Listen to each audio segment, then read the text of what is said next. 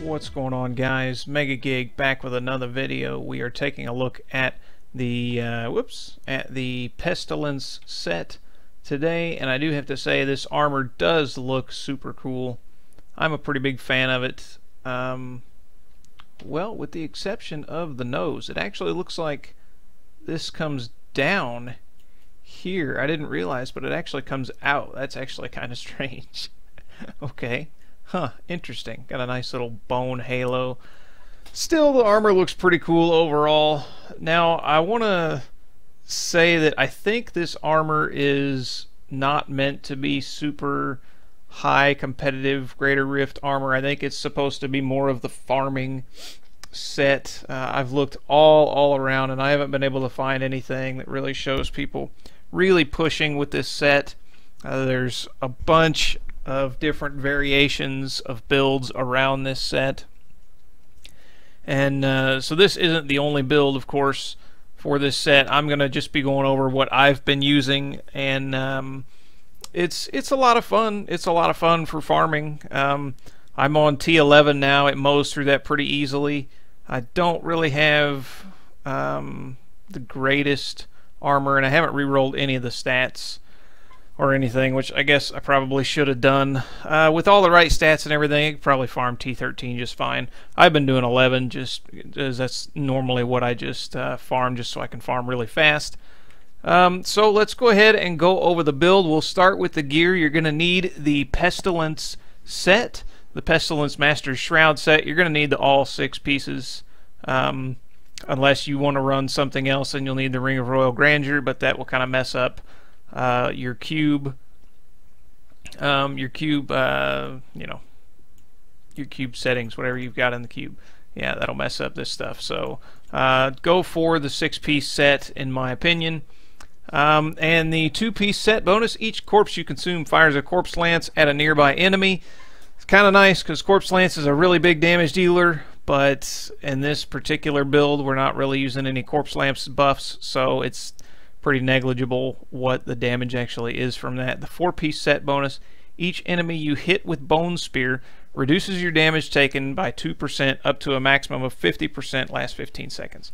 So that's pretty nice. It gives us some more toughness, I guess, some more resistance all around. Anytime we can get one of those 50% damage reduction buffs up, that's really nice. And then the 6-piece set: each corpse you consume grants you an empowered Bone Spear charge that increases the damage of your next Bone Spear by 3,000%. So I'll just do this, and then I'll get this corpse consumed, and you can see there is the stack. And your next Bone Spear will be increased by 3,000%. After that, there are different belts out there. I don't know if this one's the best for this build. It depends on the build you're doing, and right now I'm kind of unsettled on using Decrepify because you're blowing up enemies so fast it's really hard to put Decrepify and Frailty down on them. But I'm using it now for like Rift Guardians and maybe some elite packs that are tougher, so we can pop that extra damage reduction from that. Just running around though, you're not going to be casting Decrepify on all the mobs. But that's what I am using for now. That's all I've really got. And then for the weapon, we are using a Malturus Petrified Spike. The passive Bone Spear now costs 40 essence, but it also deals 427% increased damage. So I believe that is a separate multiplier off the 3,000% off of this. So again, just exponentially increasing your Bone Spear damage, which is what this build is basically around. What this set is basically built around is your Bone Spear. So we've worked in Bone Spear obviously into the build. And then we are using Nemesis Bracers because we're just mainly farming with this build. It's not this particular build isn't a Greater Rift pushing build. Not to say Nemesis Bracers aren't used in Greater Rifts. Of course they are, but for farming especially, they are great. We are still using the Traveler's Pledge and a Compass Rose, the Endless Walk set, and then we're also using a Crisbin Sentence because anytime you stun enemies or anything else but slow them, you triple your damage to them. So huge damage buff. For gems, we're using Esoteric because we've really got all the damage we need for farming, I guess. And this build is kind of squishy, like a lot of the Necromancer builds are. If you wanted to like keep your distance, you could use a Stone of Vengeance. I tried that. I didn't really notice the damage bonus that much. And yeah, so I don't know. I ended up switching back to an Esoteric just to yeah, just for the toughness. I found myself dying even on T11 if you don't have your bone armor up or something, which you should have up all the time. But you forget when you're not on an actual bone storm build, you forget to use your bone armor from time to time. So it's nice to have that extra toughness. We're also using Bane of the Powerful, and we are also using Bane of the Trapped. That is the gear. My stats, you can see there, they aren't the greatest, but they're not too bad. They don't have to be super great for this build. Don't need a lot of cooldown reduction for this build. And yeah, so let's get into the skills. On our left click, we are using Frailty, the Frailty Curse, a crippling curse that kills enemies with less than 15% health. They basically just instantly die. And then we're using Volatile Death. Cursed enemies explode for 100% weapon damage on death. That comes in really handy with our Bone Spear that we've using. I know my skills aren't they're not on the greatest setup, but that's just how I set them up so I could keep some things the same for the normal build that I use, so I don't get too used to it. Anyways, this goes perfect with Bone Spear with the Shatter rune. Instead of piercing, it now detonates on the first enemy hit, dealing 500% weapon damage as physical to all enemies. So it does a lot of AoE damage, and we're going to be hitting enemies in a really close radius. So we want to do a little bit of AoE damage to all of them and then cause them to die and explode and kill everything and drop all the corpses right in a little pile. Works out really nice. Of course, we are still using Bone Armor Dislocation. And like I said, I'm not entirely settled on Decrepify, but we are using Decrepify right now. And I am using the Enfeeblement rune. Increase the potency of the movement speed reduction to 100%, but it decays to the normal potency over 5 seconds. This is because I like to try and keep enemies close together for the Bone Spear, Shatter rune. So as when we group them up together, I don't want them just automatically scattering. I want them to stay grouped as long as I can. So that's why we're using the slowing rune there. We're using Devouring Aura, or Aura rather. It creates an aura that basically devours any corpse on the ground when you're in range. You can kind of see the aura right there. And yeah, so it automatically devours. If you jump too far, the corpse will stay there, come back, and there you go. So I'm going to go ahead and get rid of those stacks for now, because that'll come into play in a little bit. And then we're using Blood Rush Molting, costs 5% health, 5-second cooldown. Shed your mortal flesh, reappear, and then the Molting leaves a corpse at your location. That's because you have to have a corpse to get that 3000% bonus for your Bone Spear. So if you're going in, this build is kind of slow starting off, but once you start getting those Bone Spear stacks up, it really comes alive. And I will show you what I'm talking about when we get into a rift. It's, like I said, it's kind of slow starting. Whoops, we haven't talked about the passives yet. We're using Life from Death. Consuming a corpse has a 20% chance to spawn a health globe, just to give us a little bit more sustain. There's a couple different things you could swap out for this if you really wanted to. This is just what I've kind of settled on for now. This build is kind of subject to change. It's really just a fun farming build. Like I said, nothing is super set in stone here. We're using Standalone. Increase armor by 100%, reduced by 10% for each active minion. We don't have any minions active, so we are at 100%. Using Dark Reaping, while using a Scythe, gain 2% essence and life per kill. So each kill also gives us life and essence back. And then Spreading Malediction, receive a 1% damage bonus for each enemy affected by your curses. On to the cube, we're using Scythe of the Sickle. Your secondary skills deal 300% additional damage while Bone Armor is active, but reduce the remaining duration of Bone Armor by 4%. So another reason you need to keep Bone Armor up. Again, you may see me forget to use it this rift, and maybe not, I don't know, but as I've been toying around with this build, I notice that I do forget to cast it sometimes because I don't have that Bonado going around me, so it's kind of, I don't know, it's not a Bone Armor build specifically, so it's for some reason it's harder to remember to cast it. But we will try and keep it up because our Bone Armor is a secondary skill. You can see right there it's in the secondary tab, so it does benefit by that 300% additional damage. We are using Requiem Seraplate, I guess that's how it said. Devour restores an additional 100% essence and life. In addition, when Devour restores essence or life above your maximum, the excess is granted over 3 seconds. That's pretty nice. And then Brig's Wrath. Uncursed enemies are pulled to the target location when a curse is applied to them.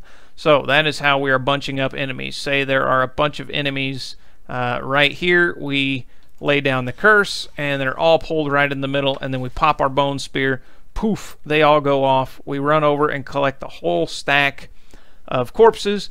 It gives us all our life back, it gives us all our essence back, and it gives us a bunch of stacks of the Bone Spear, the 6-piece bonus set. So yeah, that is what it does. Paragon points. If you need toughness, vitality, of course, otherwise just put everything in intel after you max out speed and maximum essence.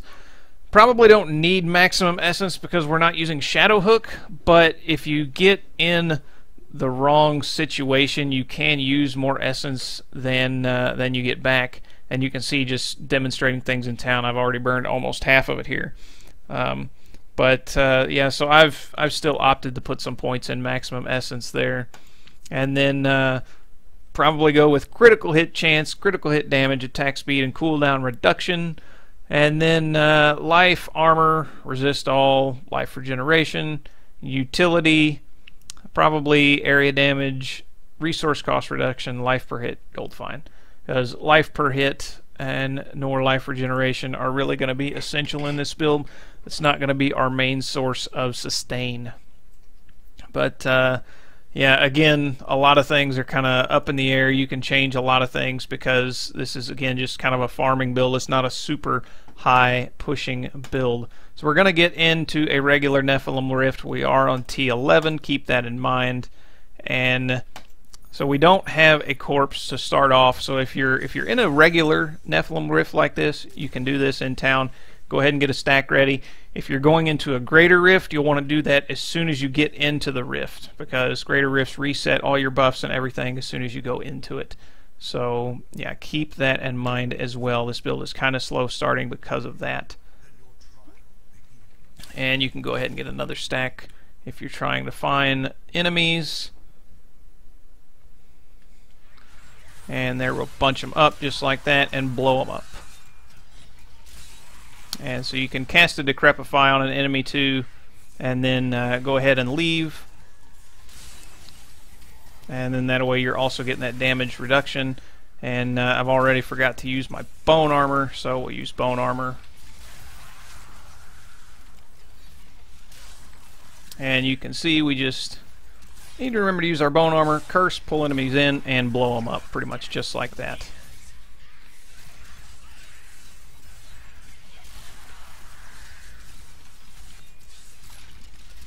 And you'll have to use Bone Spear a couple of times on elites, of course, depending on your damage.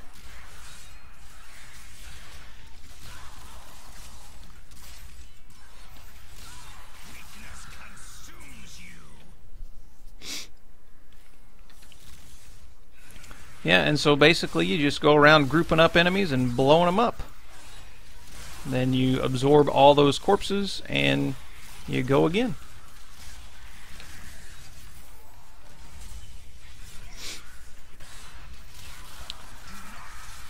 Your main sustain, like I said, is from absorbing corpses. So you do want to be wary of that in kind of longer drawn out fights.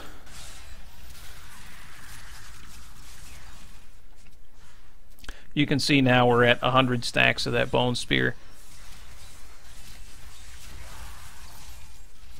So we don't really have to worry about running out of that. Also, if you're in long drawn out fights though with some elites, if you're trying this on harder difficulties and you're not getting them killed fast enough to get all your essence back, you're gonna run out of essence, and you don't have an essence generator in this build.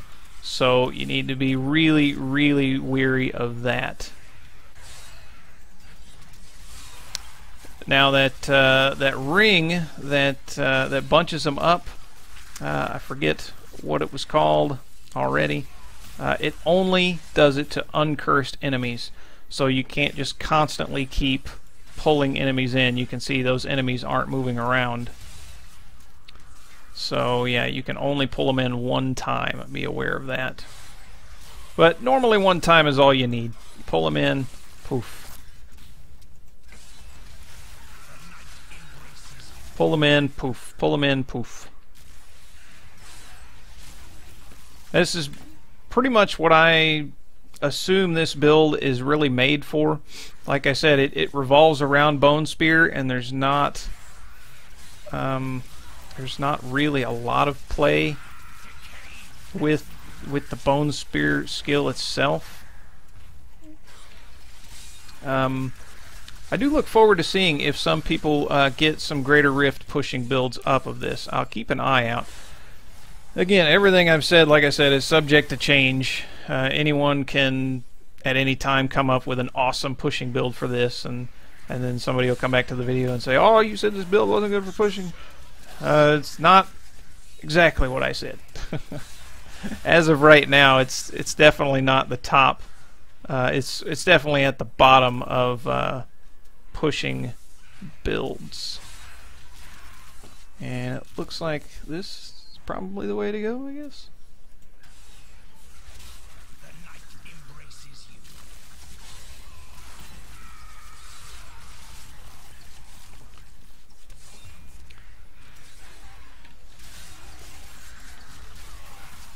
Go ahead and pick that up. Remember, keeping your bone armor up also increases your damage from your sickle in the cube. So you do want to remember to keep it up. It doesn't have to be at maximum stats, but it does need to be active.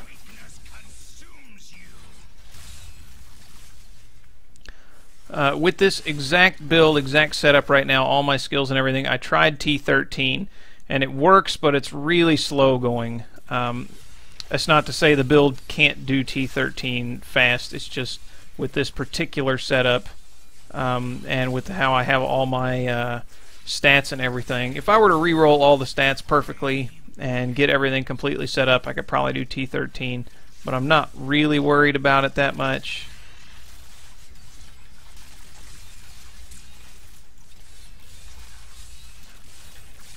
I like farming T11 just because it goes so quick regardless. Now if you can do T13 on my Bone Storm build, I do T13 because there's, I think it's a 25% chance to drop an extra Greater Rift key, and I will definitely play around with this build and see if I can get it working on T13 for me. There are people out there that are using builds similar to this that are farming T13, so it's definitely capable.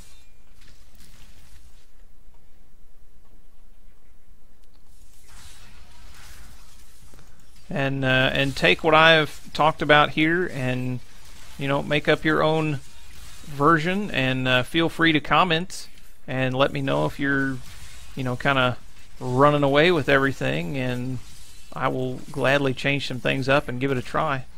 I always love trying new things or hearing some advice. And see, we forgot about our bone armor there.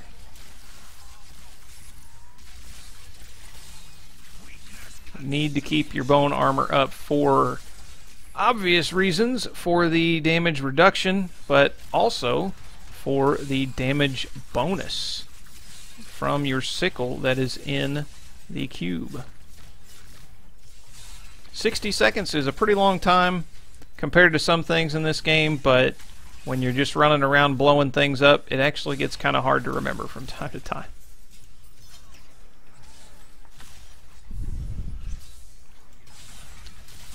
And of course, it's really nice when you're on a floor that has amazing density. So there I can cast my Decrepify, and then you can just go to town with your Bone Spear. One thing that I have seen some people run on this build is Simulacrum, because it really helps you get rid of elite packs faster, and the Rift Guardian. It's definitely an option, but then I think they don't have Decrepify, so you're going to have a little less toughness there. Just kind of keep that in mind. But I hope you guys enjoyed the video. And it looks like we filled up our inventory perfectly. Hope you enjoyed the video. Hope you enjoyed this look at the Pestilence build. It's definitely a cool build. You can see the bone armor all around me there. It's super cool looking. And yeah, but I hope you guys enjoyed this video. If you did, leave a like and a comment down below. If you got any tips and tricks, or if you guys have been playing a version of this build that you like a little bit better, you think works better, let me know in the comments. And if you're not subscribed and you want to see more, please do so. Thank you guys for watching, and more good stuff to come. Take care.